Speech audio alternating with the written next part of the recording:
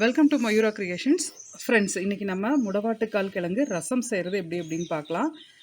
இது வந்து முடவாட்டுக்கால் கிழங்கு ஆல்ரெடி நீங்கள் வந்து சூப்பெல்லாம் போட்டிருப்பீங்க.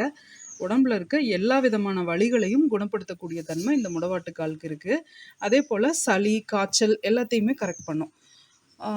இந்த இப்போ வந்து நமக்கு ஒரு 2 மழை பெஞ்சோடனே உடனே வந்து காய்ச்சல், டெங்கு காய்ச்சல், சளி இந்த மாதிரி நிறைய பிரச்சனை வருது இல்லையா? இப்போ வந்து இது நம்ம சூப்பாக வச்சு கொடுத்தா சிலர் குடிக்கிறதில்ல. அதனால ரசமாக கூட நம்ம வச்சுக்கலாம்.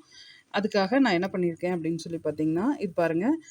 இந்த கிழங்குலேருந்து கட் பண்ணின பீசஸ் இதெல்லாம் குட்டி குட்டியாக கட் பண்ணி வச்சுருக்கேன். இவ்வளோ தான். ஒரு 5 பேருக்கு செய்யணுன்னா கூட நம்ம இவ்வளோ போட்டோம்னா போதும். இது ஒரு 50 கிராம் இருக்கும்னு நினைக்கிறேன்.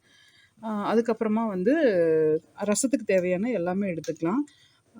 பூண்டு, பூண்டு பல், ஜீரகம், வரமிளகா, மிளகா போடுறதுக்கு விருப்பம் இருக்கவங்க போடலாம். ரசங்கிறனால நான் வரமிளகா போடுறேன். அப்புறம் கொஞ்சம் மிளகு, கருவேப்பிலை இதெல்லாம் எடுத்துக்கலாம். நீங்கள் உங்களுக்கு புளி ரசம் தான் பிடிக்கும் அப்படின்னா கொஞ்சமாக சேர்த்துக்குங்க. இல்லைன்னா தக்காளி ரசமாக வச்சுருங்க, பிரச்சனையே இல்லை. இது எல்லாத்தையுமே ஒன்றா மிக்சியில் போட்டு அடிச்சிருங்க. இது எல்லாத்தையுமே கட் பண்ணி மிக்சியில் போட்டு அடிச்சுட்டு அந்த அடித்த தண்ணியை வந்து வடிகட்டிக்கோங்க.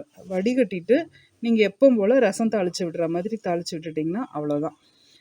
இதில் வேறு எந்த விதமான வேலையும் நீங்கள் எக்ஸ்ட்ராவாக செய்யணுங்கிற அவசியம் இல்லை. நான் ஒரு சிலர் ரசத்துக்கு கரைச்சி வைப்போம். ஆனால் இதுக்கு மட்டும் இது நம்ம மிக்சியில் போட்டு எல்லாத்தையும் ஒன்றா போட்டு அடிச்சிருங்க, அவ்வளோதான். இப்போ பாருங்கள், நம்ம அரைச்சது இந்த மாதிரி இருக்கும். இது வந்து நம்ம எப்பவும் போல் ரசம் தாளிக்கிற மாதிரி தாளித்து விட்டுறலாம். இதில் வந்து கொஞ்சம் அந்த கிழங்குகளினுடைய துகள்கள் வந்து கொஞ்சம் கெட்டியாக இருக்க மாதிரி இருக்கும்.